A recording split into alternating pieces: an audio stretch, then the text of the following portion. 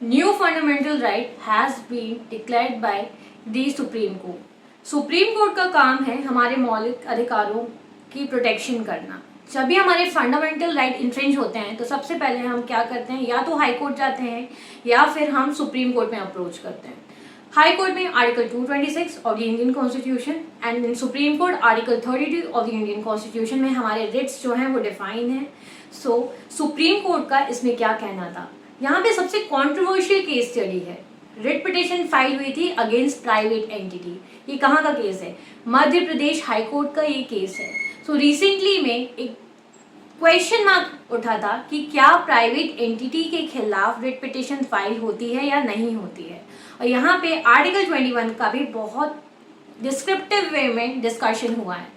Now इस video को skip मत कीजिएगा because it is very crucial discussion for you और आपके ये कॉन्सेप्ट्स को क्लियर करेगा। सबसे पहले हम ये समझते हैं कि मध्य प्रदेश हाई कोर्ट में क्या ऐसा हुआ था जो रिट पिटिशन फाइल हुई थी। नाउ जब भी किसी स्टेट में रोड का कंस्ट्रक्शन होता है तो उसकी जिम्मेदारी किसकी होती है?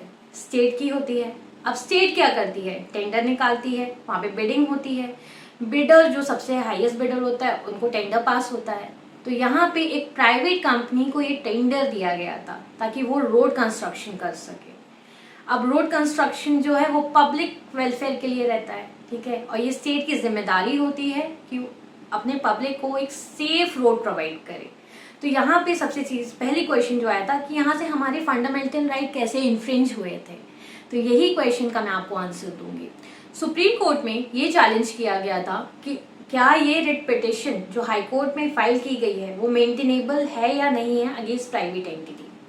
वैसे तो रिट पिटिशन आप प्राइवेट एंटिटी के खिलाफ नहीं फाइल कर सकते, आप स्टेट के खिलाफ फाइल कर सकते हैं, क्योंकि अगर स्टेट के द्वारा कुछ ऐसा होता है जिससे कि पब्लिक के फंडामेंटल राइट्स इन्फ्रिंज होते हैं या उनके मौलिक अधिकार का हनन होता है, तब हम क्या करते हैं, रिट पिटिशन में जाते हैं। अब यहाँ पे फंडामेंटल राइट कैसे इन्फ्रिंज हो रहे थे? अगर प्राइवेट एंटिटी ने ऐसा क्या कर दिया था, तो यहाँ पे जो टेंडर पास हुआ था रोड कंस्ट्रक्शन का वो प्राइवेट एंटिटी को दिया गया था ताकि पब्लिक के लिए एक रोड जो है वो कंस्ट्रक्ट की जा सके। यहाँ पे पब्लिक वेलफेयर की बात हो रही थी तो प्राइवेट एंटिटी भी इसमें पार्टी थी। तो यहाँ पे जो चैलेंज किया गया था मेंटेनेबिलिटी के रिगार्डिंग, सुप्रीम कोर्ट ने कहा कि right to safe well maintain and motorable road is public welfare property. ये पब्लिक वेलफेयर के लिए ये उनका एक फंडामेंटल राइट है, ये उनका मौलिक अधिकार है। और अगर स्टेट ने ये वर्क डेलीगेट किया है प्राइवेट एंटिटी को तो ये उनकी जिम्मेदारी हो जाती है कि उन्हें पब्लिक वेलफेयर में वर्क करना है। सबसे पहला क्वेश्चन ये था। तो यहाँ पे जो रिट पिटिशन थी मध्य प्रदेश हाई कोर्ट में जो कि प्राइवेट एंटिटी के खिलाफ फाइल की गई थी वो मेंटेनेबल थी। सुप्रीम कोर्ट ने क्लियरली ये स्पेसिफाई कर दिया। अब हमारे जो मौलिक अधिकार हैं उसका हनन तो हुआ ही है। तो आर्टिकल 21 में, जो कि आर्टिकल 21 बात करता है right to life and liberty की, वहाँ पे एक और फंडामेंटल राइट जो है वो इंट्रोड्यूस हुआ है, right to safe well maintain and motorable road. ये एक पब्लिक के लिए बहुत इंपॉर्टेंट चीज़ है ताकि उनको एक सेफ रोड मिल सके, ताकि वो एक प्लेस से दूसरे प्लेस ट्रैवल कर सके। ये हमारी भी जिम्मेदारी है, मीन स्टेट की जिम्मेदारी है कि उनको एक प्रॉपर रोड प्रोवाइड की जा सके। अब यहाँ पे स्टेट क्या लायबल नहीं है?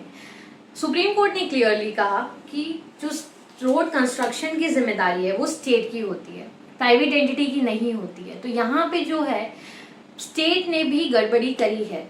आपको ये जो वर्क है वो प्राइवेट एंटिटी को ट्रांसफर नहीं करना चाहिए। अब जो भी वेलफेयर का काम है वो स्टेट देखेगा। तो आर्टिकल 13 में इसके बारे में बात किया गया है।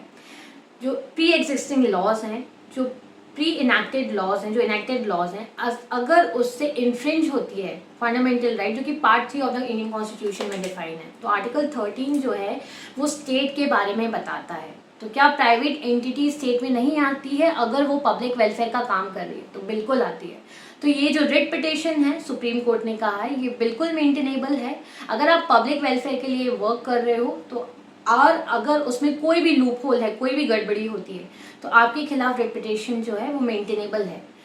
एंड ये जो केस स्टडी है कि क्लियरली आपके कॉन्सेप्ट्स क्लियर करेगी।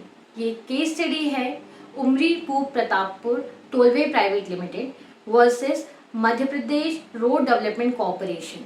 वो Madhya Pradesh road development corporation के खिलाफ फाइल की गई थी प्राइवेट एंटिटी के द्वारा। प्राइवेट एंटिटी है यहाँ पे उमरी Poob Pratappur tollway private limited. So this was the case study, जो कि बहुत ही डिस्कस केस स्टडी है। और जैसे कि आर्टिकल 21 जो है फंडामेंटल राइट है, आर्टिकल 19 भी हमारा फंडामेंटल राइट है, right to freedom of expression के बारे में बात करता है आर्टिकल 19। आर्टिकल 21 जो हमारी बात करता है वो right to life and liberty के बारे में बात करता है। तो राइट टू लाइफ, अगर एक रोडवे कंस्ट्रक्ट नहीं होगा वन वे तो अनदर वे जाने के लिए, या एक जगह से दूसरी जगह जाने के लिए, तो क्या हमारे फंडामेंटल राइट इन्फ्रिंज नहीं किए जा रहे हैं पब्लिक एंटिटी या प्राइवेट एंटिटी के द्वारा? अगर यहाँ पे हमारे मौलिक अधिकार कहीं से भी इफेक्ट होते हैं तो प्राइवेट एंटिटी को भी इसकी जिम्मेदारी लेनी पड़ेगी। उनके खिलाफ भी रेपुटेशन जो है वो मेंटेनेबल है। और जैसे कि आर्टिकल 13 में भी क्लियरली डिफाइन है, जहाँ पे पब्लिक वेलफेयर का काम हो रहा है और जहाँ पे फंडामेंटल राइट्स आ जाते हैं तो प्राइवेट एंटिटी को भी एज अ स्टेट कंसिडर किया जाएगा। So stay tuned with me with my channel for more such updates like this, for more such case studies like this। और आप Instagram and Facebook पे मुझे आप फॉलो कर सकते हैं।